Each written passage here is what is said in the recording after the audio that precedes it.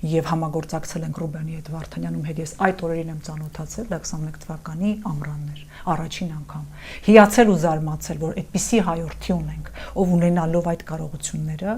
այդքան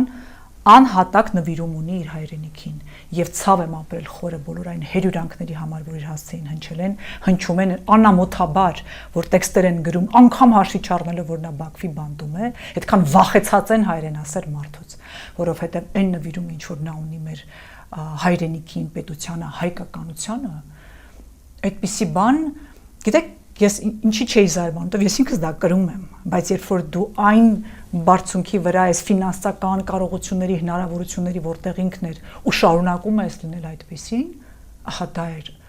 հիացմունքը զարմանքը հարգանքը եւ որոշումը որ